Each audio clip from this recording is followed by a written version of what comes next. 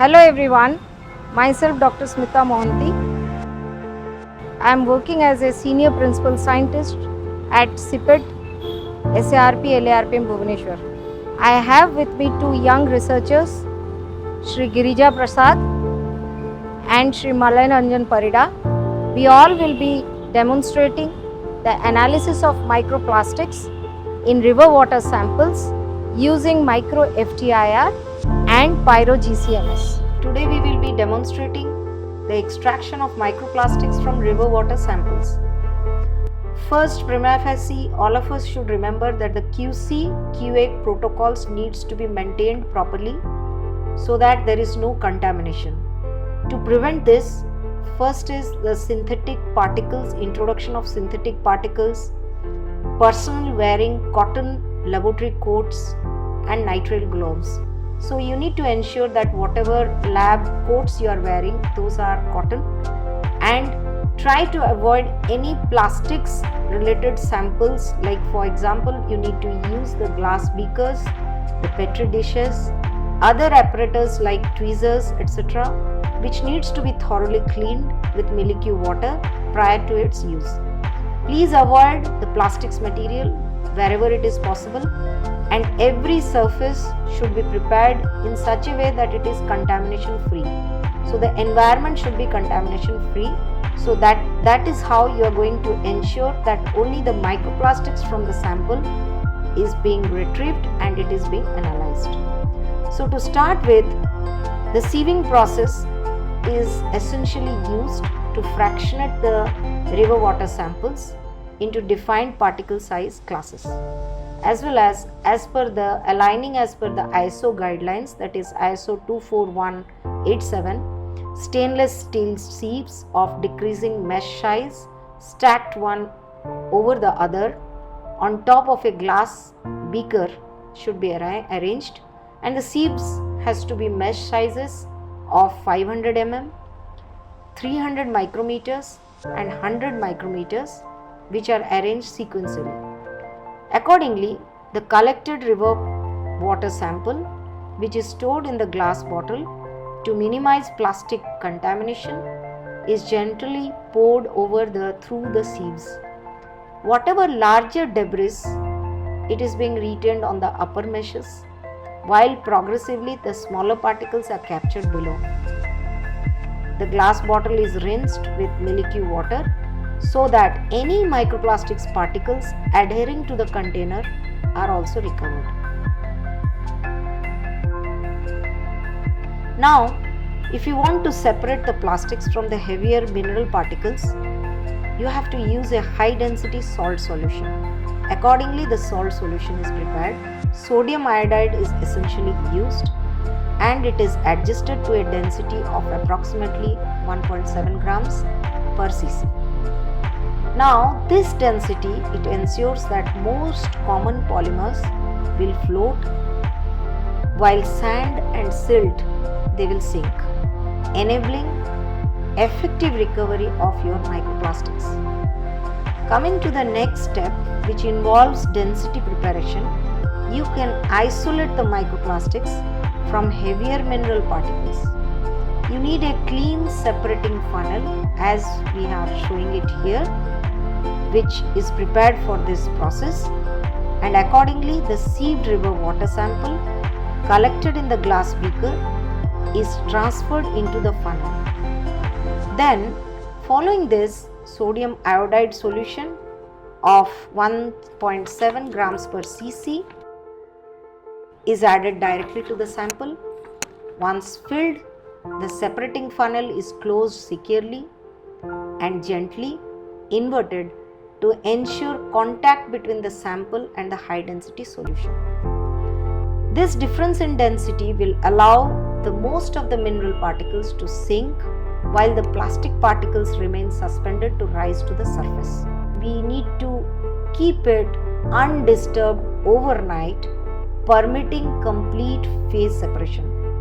After this settling period, the floating fraction containing the microplastics is collected carefully from the upper layer for further filtration and analysis. Now, after the density separation is over, the floating fraction containing the microplastics is collected for filtration. To concentrate the particles, vacuum filtration is performed. You need to use glass filter paper on a clean filtration unit. The recovered fraction again is poured into the funnel and suction is applied with the vacuum pump so that all the microplastics are retained on the filter surface. Again, you need to wash with milky water and add it to the filtration unit, and once the filtration is complete, the glass filter papers are removed for subsequent analysis using for pyro GCMS. Here I would like to point out that for pyro GC you have to use the glass filter papers. If you are going for micro FTIR technique, please use gold or silver filter paper. Now the filter papers, transfer it to a clean petri dishes and then to an oven for drying. This step is performed at controlled temperatures to preserve the integrity of the microplastic particles.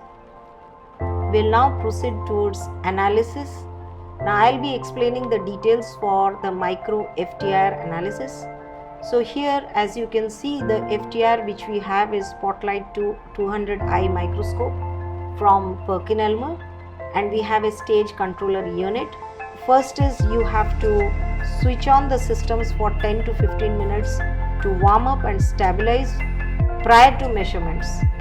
So once it is powered, please open the Spectrum IR software and then you can go to navigation section of the instrument and select the microscope mode. Please remember, prior to initiation of any analysis, the microscopic stage should be cleaned, the lens should be cleaned using a non-abrasive cloth to remove any residual particles or in case you have any contaminants.